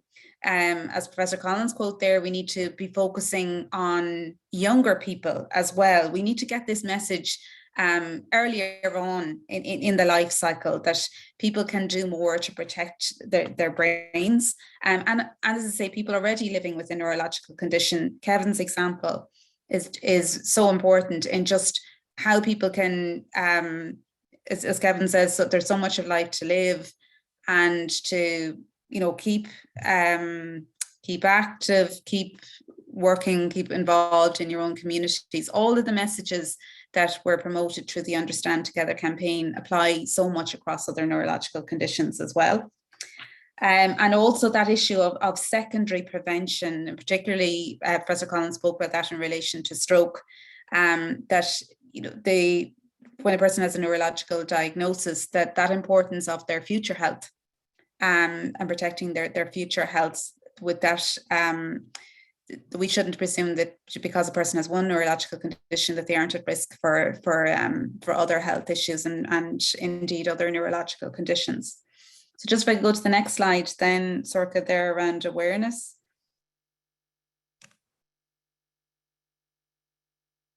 Just for the next slide there, when you ever get a chance. Oh, did that change? It hasn't changed for me yet. No, sorry about this. I can talk to it anyway, don't worry. Well, it's changed here for me, so let me do it once more. Might be just me. Not to worry, I'll keep talking anyway. I think it's that's it there. Yeah.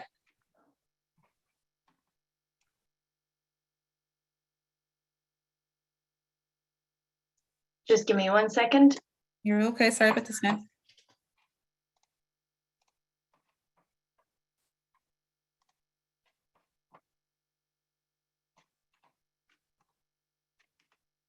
So in relation to the awareness piece, one of the things that came through in our conversations on brain health was really that sharing, information sharing, looking across at campaigns across neurological care, which is to say a lot of the time we don't get the opportunity to do. We're in our own individual organizations, and rightly so. We have our own condition-specific issues, and we're trying to raise awareness and advocate for them. But it can be very useful, and we've tried to do that today in this webinar, looking across at awareness campaigns in other areas of neurological care that have been particularly successful. What is it that they did? What is it that was useful? And Professor Timmons has spoken about the Understand Together campaign, which we'd really see as an exemplar of what you can achieve with that wide reach, bringing in the partnerships, having the clear messaging across the audiences.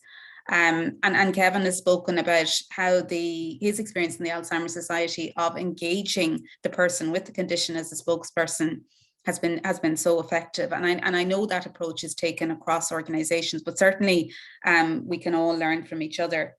And then just the final theme in those conversations on brain disease was just the importance on brain health, the importance of integrated approaches. And I would certainly encourage people to look at the Zoom calls. They're really, really interesting, just in terms of that need for what we all think. When we all think of integrated care, we think of, yes, hospital and community. But what we are hearing about in those conversations in brain health was it's not just the integrated care pathway, it's also the different specialties. So bringing together, as we've tried to do in World Brain today, and particularly in those conversations in brain health, bringing together geriatricians, neurologists, stroke specialists, because they have so much in common. The conditions that they treat have so much in common, and there is so much to learn from that interdisciplinary approach. And one of the conversations that was very, very interesting was that template of the Global Brain Health Institute. Well, they've gone further, and they're not just talking about medics. They're talking about an professional dialogue, if you like, bringing together specialists across the arts. And we also, at Brain Awareness Week, Creative Brain Week initiative, which was having conversations about brain health, not just in the medical field, not just in the healthcare field, but across the arts, in terms of creativity, in terms of performance, accessibility. So there's so much, I suppose, that we can learn from what has gone already. And I'll just finish up now, because I know we're nearing the closing time. Just to say that what we were aiming to do with this wide-ranging event today was to take this opportunity of World Brain Day to reflect on what we have in common as organizations working in the area of brain health. As I said earlier, we spend so much time and so much of the year in our own organizations, and rightly so. But we have opportunities like Brain Awareness Week and World Brain Day to look across the parapet and see what we have to learn from each other. We have a stronger voice when we speak as a brain health community around the issues that affect us all. People might have seen our letter in the Irish Times during the week, highlighting the publication of the Global Action Plan for Neurological Disorders and Epilepsy that Professor Galvin spoke about just at the start of today. And I suppose that really is that sentinel call to all of us, that we are going to have to come together around the challenge of brain disease. And it's time to look across the landscape of neurological care. Who are our partners in this? Who has done what? What can we learn from? How can we come together around this? And this is certainly something that is very much on our radar in the NAI over the months to come. How do we effectively bring together and mobilize our organizations? Because we have this opportunity, we have this impetus coming from the World Health Organizations to governments around the world to tackle the challenge of brain disease. So there really is that, as I say, that opportunity to come together, and we need to be prepared, we need to be a collective voice, and we need to look at where's our strongest learning been, and how do we mobilize that in a collective voice. As I say, we're looking to brief our organizations, inform our organizations more in relation to the Global Action Plan, to give you all a sense of how you can come together with us to lobby for the implementation of the Global Action Plan, to find out more about what it means for your own individual organization, but also providing that collective opportunity to come together around it, and a shared messaging around it. And really what we were trying to do with the event today was to put our toe in the water with you all around this, to give you a sense of the Global Action Plan, a sense of the learning that is and the exciting things that are happening across neurological care, but also what learning that we can derive from looking at our own organizations and from talking really to each other. We wanted to have a dialogue this World Brain Day, and that's what we tried to do with the webinar today, with our conversations on brain health, that I'll encourage everyone to look back over those videos. And certainly we hope to continue that discussion on social media with the rest of today. So certainly apologies we didn't get to answer everybody's questions, and there were so many of them and so many excellent comments in the chat and the Q&A. I would ask people to continue to share their views, their comments on social media, but to stay with us over the coming months as we put together our plan for calling for the implementation of the GAP, finding out more about what that means for Ireland. So certainly I'd say to you all, please watch this space in terms of the Global Action Plan and how we can all come together. I'd like to sincerely thank all our fantastic speakers today for their time and for bringing us, which is, as I say, it has just flown this morning in terms of the input of all the speakers, and look forward to seeing you all again very soon. Our next event coming up will be the launch of our pre-budget submission in September. And I'm delighted to say that we're very much pitching that as a supportive submission around brain health. So we will be supporting in a pre-budget submission the pre-budget asks of all our members, because we're very conscious that in the Neurological Alliance we represent over 30 member organizations, and we really do represent that neurological community, and we want to give everyone a voice in our pre-budget launch this year. So thank you all very much, and please do stay in touch. Thank you.